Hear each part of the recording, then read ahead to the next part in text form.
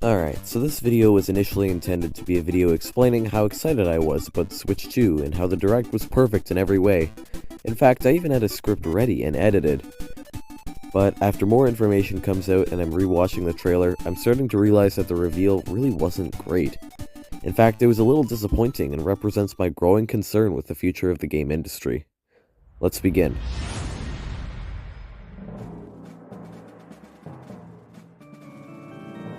Like most people, I'm mostly taking issue with the exorbitant price.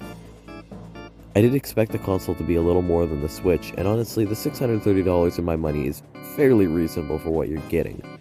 It's the games that are the problem. As you may know, Nintendo is increasing the prices of pretty well all the games, with some going to over $115 in my money.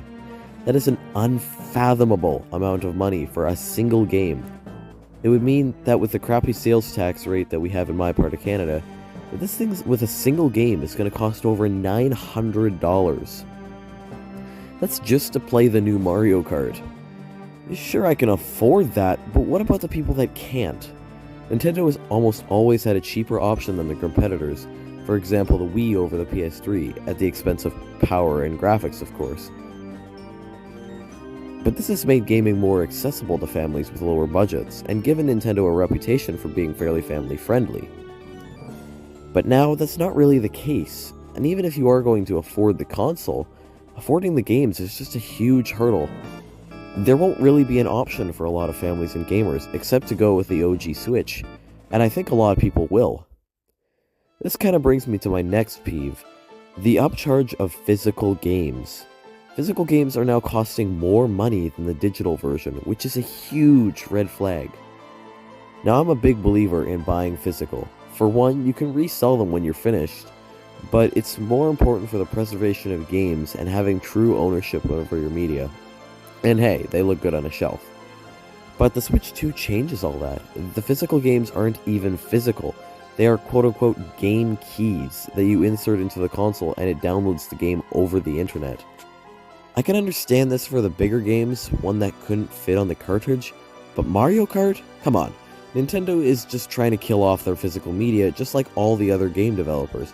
Just making them more expensive and with no real benefit is just scummy.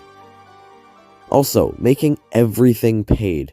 I was super excited when I saw the Welcome Tour app, until I found out that it was a paid app. Are you joking me, Nintendo? Essentially, an interactive instruction manual is paid. Look back to the 3DS.